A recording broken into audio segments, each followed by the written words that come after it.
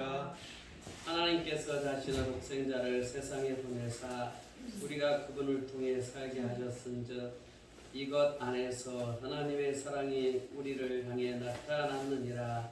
우리가 하나님을 사랑하지 아니하였으나 그분께서 우리를 사랑하시고 자신의 아들을 보내사 우리의 죄들로 인한 화해 헌물로 삼으셨나니 여기에 사랑이 있느니라. 다 같이 사랑하는 자들아, 하나님께서 우리를 이처럼 사랑하셨은즉 우리도 서로 사랑하는 것이 마땅하니라. 아멘. 다시 한번 기도합니다. 사랑이 많으신 하나님 감사합니다. 고맙습니다. 우리 하나님 이 시간에도 우리를 사랑하시기에 거룩한 주의 날 하나님을 아버지라 부르며 아버지 앞에 뜨겁게 기도하고 소리 높여 찬양케 하시며 하나님의 말씀으로 은혜 나눌 수 있게 해주셔서 감사합니다. 주님께서 허락하신 귀한 시간 기문을 열어주셔서 하나님의 말씀에 은혜가 되게 하옵소서. 또 말씀을 선포한 종의 성도를 주관하셨고 하나님의 복음의 낯상나팔로 사용되어지는 귀한 시간으로 삼아 주시옵소서. 모든 시종일관을 주께 다시 한번 의탁하옵고 다시 오실 예수님 이름으로 기도하옵나이다. 아멘. 오늘은 참된 사랑이라는 말씀으로 함께 은혜 나누려고 합니다. 이 사랑이란 단어는 아마 믿는 사람이나 안 믿는 사람이나 다 합해서 가장 많이 쓰는 단어가 아닌가 다시 한번 생각해 보게 합니다. 그런데 이 사랑은 받아본 사람만이 사랑을 나눌 줄도 알아요. 사랑을 받아보지 않는 사람은 사랑을 나눌 줄도 몰라요. 그런 면에서 사랑의 본체이신 예수님의 사랑, 예수님은 사랑 그 자체이시지요. 왜냐하면 예수님은 사랑으로 오시고 또 사랑으로 본을 보이셨어요. 또 사랑의 지식으로 가르치셨거든요. 이 사랑, 예수님이 몸소 행하시고 몸소 행하신 사랑을 또 가르치신 이 사랑에는 놀라운 힘이 있고 놀라운 능력이 있죠. 이 사랑은 바로 빛, 사랑에는 미움을 몰아내죠. 빛이 어두움을 몰아내는 것처럼 사랑은 미움을 몰아내요. 그 예수님의 사랑과 또 그 예수님의 사랑의 결과에 대해서 우리 함께 은혜를 나누려고 합니다. 그 예수님의 사랑, 무엇으로 우리를 사랑하셨나? 첫째, 성경에 보면 독생자를 세상에 보내셨다 그랬어요. 9절 보니까 하나님께서 자신의 독생자를 세상에 보내사 하나님의 사랑이 우리를 향해 나타났느니라 그랬죠.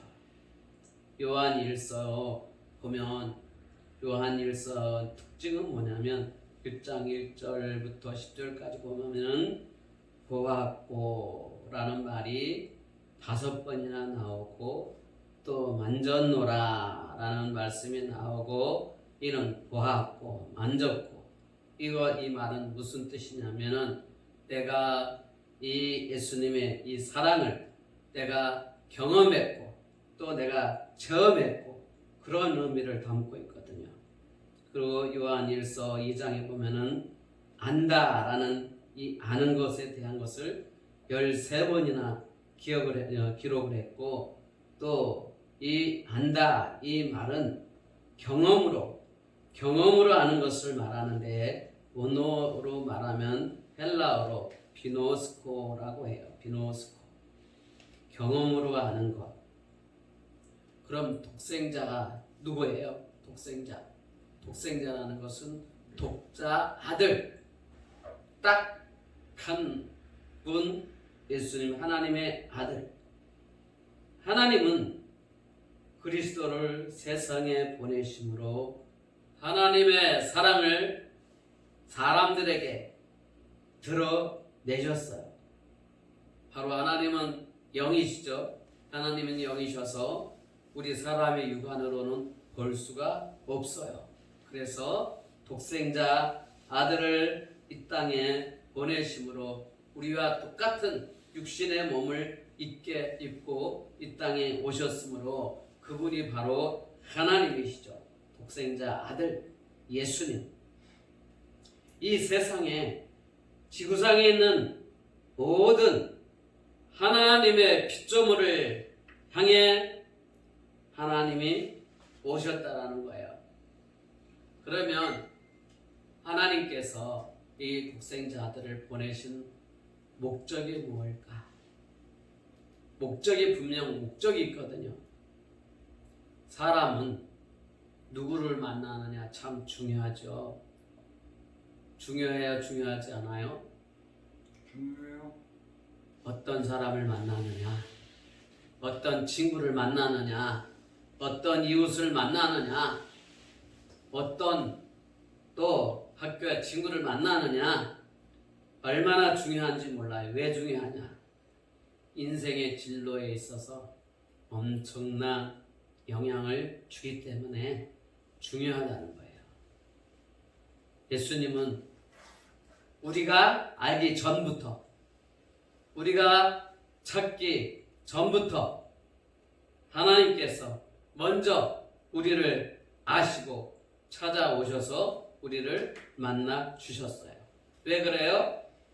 하나님께서는 우리를 사랑하시기 때문에 우리와 교제하게 하시려고.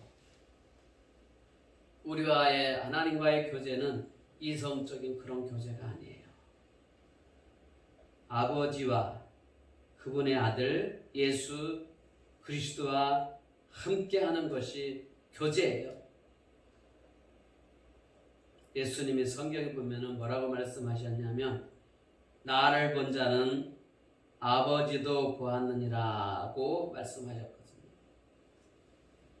나를 본 자는 어떤 안다라는 것에게 이론적으로 지식적으로 아는 것을 말하는 게 아니에요.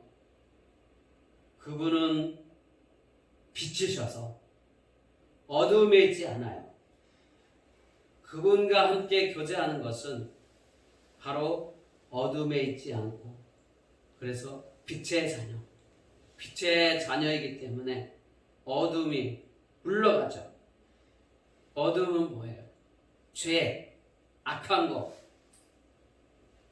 고통스럽게 하는 거, 이런 모든 것들이 빛이신 예수님 안에 있으면 다 물러가게 되어 있다는 거예요. 빛이 있으면 어둠이 그 빛에 존재할 수 없는 것 같이 예수님과 빛이신 예수님 안에 있으면 죄가 존재할 수가 없다라는 말과 같은 의미를 가지고 있어요. 우리가 어쩌다가 하나님의 자녀가 됐는지, 예수님을 만나지 못한 사람은 내가 예수님의 자녀가 된 것을 전혀 느끼지도 못하고 전혀 공감이 되지 않는 사람은 오늘 꼭 예수님을 만나는 최고의 그러한 시간이 되시기를 축원합니다. 꼭 예수님을 경험하고 꼭 예수님을 체험하기를 간절히 축원합니다. 예수님은 많은 군중들이 따라다녔어요. 이 많은 군중들에는 예수님을 수없이 많은 군중들이 따라다녔는데 이 군중들은 무엇에 관심이 있었을까요? 많은 군중들은 대부분이 예수님의 표적, 예수님을 통해서 나타나는 이적, 표적들에 관심이 더 많았어요. 성경에 보면은 보리떡 5개하고 물고기 두 마리 가지고 5,000명을 먹이고도 12광들이나 남는 놀라운 기적이 일어났거든요. 이런 소문이 금방 퍼지겠죠. 야, 보리떡 5개하고 물고기 2마리 가지고 5,000명을 먹이고도 12광들이나 남았대. 진짜? 정말로? 참말로? 정말이야? 하고 많은 사람들이 관심을 가지고 구름대처럼 몰려들었단 말이에요. 뿐만 아니라 안전뱅이가 일어나는 표적이 일어났어요. 또 중풍병자가 어떤 사람인 줄 알죠? 한쪽 수죽을 쓰지 못하고 입도 이렇게 돌아가고 그런 사람들을 예수님이 고쳤어요. 어떻게 그런 일이 있어? 병원에 가서도 낫지 않는데 어떻게 도대체 그 사람이 누군데? 하고 많은 사람들이 모였다는 거죠. 마찬가지로 교회 사람들이 교회를 다니면 야, 교회 다니면은 출세 안 돼. 사업이 잘 된대. 교회 가면은 병도 낫는데 또 교회에서 기도하면 좋은 학교 간대. 이런 사람들, 이런 이적 표적에 관심이 있어서 많은 무리들이 모여드는 것 같이 교회도 정말 눈에 보여지는 것을 얻기 위해서 교회를 다니는 것, 이런 거는 많은 표적을 보리떡 5개하고 물고기 2마리 가지고 5,000명을 먹이고 12광주리가 남았는데 여기에 관심이 있어서 많은 무리들이 모인 것 같이 교회 안에도 눈에 보여지는 복받는 것, 출세하는 것, 좋은 학교 가는 것, 이런 거에 관심이 있어서 교회에 오는 사람이 있다는 거예요. 이런 사람은 믿음이 있는 사람이 아니고 기복적인 신앙, 기복적인 것, 눈에 보여지는 것을 얻기 위해서. 그런데 그렇다고 해서 교회에 오면은 이런 하나님의 이적 표적이 일어나지 않는다라는 건 아니에요. 분명히 필요할 때 하나님께서는 복도 주시고 이적도 표적도 일어나게 하시는 거예요. 그러나 그런 데 위주로 그런 거를 바라고 오는 것은 신앙이 아니라는 거죠. 교회 다니는 것은 우리가 구원받기 위해서 교회를 다니는 거죠. 우리가 구원받는 이 영원히 지옥불에 가서 불구덩이에서 고통스러운 그런 영원히 사망할 그 지옥에서 건진받으게 내가 구원받아서 하나님의 자녀된 것이 너무너무 감사해서 너무너무 기뻐해서 내가 어쩌다 예수 믿어 내가 그리스도인이 되고 내가 구원받아서 내가 천국 갈 백성이 된 거야. 너무 감사해서 하나님 앞에 내가 무엇으로 주님을 기쁘시게 할까? 내가 무엇으로 하나님 앞에 이 큰 은혜를 보답할까? 이런 간절한 소원을 담는 이런 마음으로 주님 앞에 달려오는 것이 바른 신앙이라는 거예요. 왜냐하면 이 기복주의, 눈에 보여지는 걸 보고 교회에 달려온 사람들은 어려움을 닥치면 금방 실망하고 금방 세상으로 떠나버리고 말거든요. 예전에 IMF 때에도 많은 사람들이 이제 교회 나오면 무조건 대박 나는 줄 알고 왔다가 이런 IMF 때 경제적인 시련이 갑자기 닥치니까 교회 다녀도 소용이 없나 봐 하고 그냥 교회를 떠난 사람이 참 많았거든요. 한마디로 이런 어떤 기복주의적인 이런 잘못된 고항된 그런 마음으로 교회를 다녔던 이런 사람들은 다 떨어졌어요. 어떻게 보면은 비즈니스 하는 사람들도 교회도 모든 기관에 거품이 빠지는 그런 좋은 기회라고도 할 수도 있었죠. IMF가. 교회도 마찬가지로 헛된 믿음, 이런 허황된 그런 기복적인 믿음을 가지고 교회에 나온 사람들은 다 이제 이런 시련에 닥칠 때 마치 학교에 공부하는 학생들이 중간고사를 보는 것처럼 중간고사와 같은 그런 시험을 받는 그런 기회였어요. 왜 기회라고 말할 수 있냐? 바른 신앙관이 회복되어지는 좋은 그런 기회였거든요. 또 예배관이 회복되어지는 그런 기회였어요. 지금도 마찬가지죠. 교회마다 예배 이기가 왔어요. 이런 위기 때 교회를 단합하는 이런 위기 때 교회를 지키는 예배를 지키는 교회 또는 정부의 그런 형편에 맞춰 가지고 미리서부터 정부에 시키는 대로 잘 기어주는 잘 따라주는 이런 교회, 그래서 예배를 폐지하는 이런 교회, 그래서 어떤 어려움이 와도 예배를 폐하지 않고 지키는 교회, 또 예배를 폐하는 교회, 바로 알곡과 쭉정이가 가려지는 그런 기회가 오늘날 바로 이 시대에 우리 교회에 주어졌다는 얘기예요.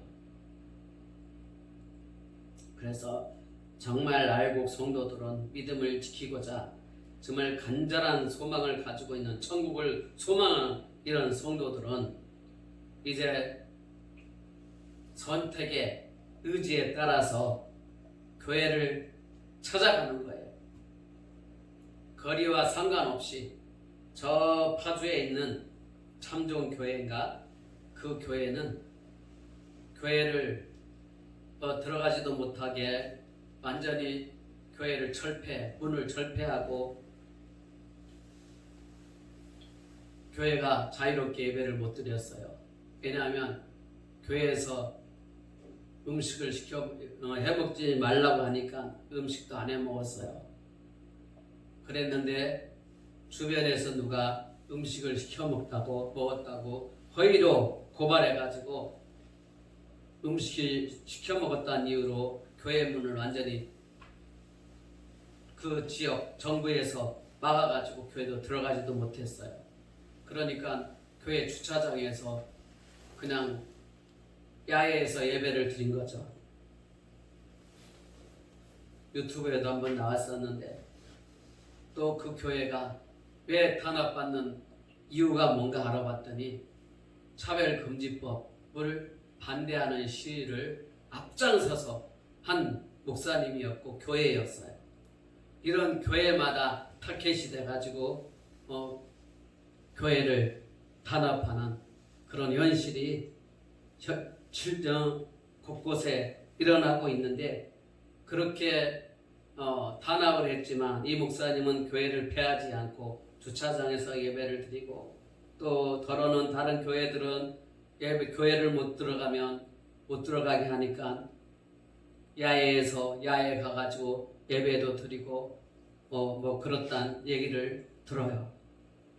그러니까는 그렇게 해서 파주에 있는 그 참종교회가 유튜브로 통해서 전국에 다 알려졌죠. 그러니까 정말 예배를 갈망하고 예배를 드리고자 사모하는 이런 성도들이 그 교회로 많이 몰렸던데요, 지금. 그리고 저 은평제일교회 심화보 목사님, 그 목사님도 정말 순교를 각오하고 예배를 지키잖아요. 교회를 못 들어가게 하니까 성도들이 더 안타까워가지고 그 유튜브에 나온 거 보니까 성도들이 교회 주차장에서 또 교회 구석구석 교회를 못 들어가니까 그냥 밖에서 기도하고 돌아가고 이런 모습들을 볼 수가 있어요. 이런 정말 예배를 자유롭게 드리지 못한 이때 믿음이 없는 사람들은 그냥 예배 드리지 못한다라는 그런 핑계로 이제는 세상으로 나가는 사람이 있는가 하면 정말 예배를 드리는 그런 교회를 찾아가고 믿음 지키려고 더 몸부림치는 그런 모습들을 우리가 볼 수 있다는 거죠. 이 시대에 성경에도 보면 야곱도 이계를 만났을 때 하나님께서 야곱에게 베델로 가라 말씀하였죠. 베델은 뭘 말하냐면 하나님의 집, 떡집이라는 의미가 있거든요. 떡집이란 하나님의 말씀이 있는 하나님의 교회, 살아계신 하나님께 예배하는 곳이죠. 베델은 바로 이런 이계를 만났을 때 예배관이, 교회관이 회복되어지는 기회가 되어진다는 사실이에요. 태풍이 오면 이 태풍의 그 강도에 따라서 피해가 크기도 하고 적기도 하죠. 그런데 이 태풍은 또 피해만 주는 것이 아니라 반드시 또 필요한 거더라고요. 왜냐하면 태풍을 통해서 나쁜 공기 이런 것들을 다 날려버리고 공기를 정화해주는 그런 역할을 하기 때문에 태풍도 필요해요. 그래서 성경을 보면은 늘 기쁜 일만 있는 게 아니에요. 좋은 일만 있으면 룰루룰루랄라랄라 하고 그냥 사람이 자만해지고 교만해지고 태만해질 수 있거든요. 그래서 하나님은 이 사람의 기질을 너무너무 잘 아시기 때문에 하나님은 기쁨과 근심을 겸하여 병행하신다. 성경이 그렇게 말하고 있어요. 왜 그래요? 사고하지 않게 하시려고. 다시 말해 교만하지 않게 하시려고. 우리를 너무너무 사랑하시기 때문에. 하나님은 우리와 만나서 교제하시기 원하세요. 주님과 사귐이 있기를 원하세요. 이러한 주님의 원하시는 이런 바라시는데 합당한 성도가 되기를 축원합니다. 두 번째는 우리의 죄들을 용서하신다 그랬어요. 10절 보니까 아들을 보내사 우리의 죄들로 인한 화해 헌물로 삼으셨나니 바로 여기에 사랑이 있느니라.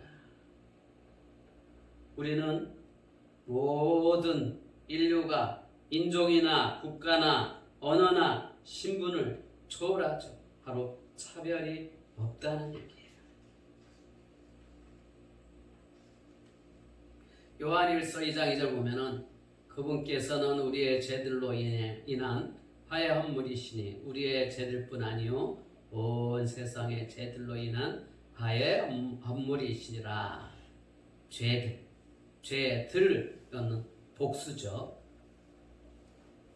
죄들 복수로 알고 지은 죄, 모르고 지은 죄, 모든 죄를 포함했죠. 하나님은 우리를 사랑하시죠. 우리가 하나님을 사랑한 게 아니에요. 왜냐하면 인간은 하나님을 사랑할 수도 없어요. 무엇로 어떻게 사랑해요? 그러므로 인간의 사랑은 참 사랑이라 말할 수가 없지요. 참 사랑이라는 건 뭘 말이죠? 참 사랑이라는 건 변하지 않는 것, 지속적인 것. 이 사랑은 참 사랑은 희생이다는 거. 희생, 아낌없는 사랑, 아무 조건 없이 주는 사랑. 바로 이게 참 사랑이에요. 사람은 이런 면에서 변함없이 지속적으로 사랑할 수가 없어요. 사람은 조건적인 사랑, 대가적인 사랑. 그래서 참 사랑이라고 할 수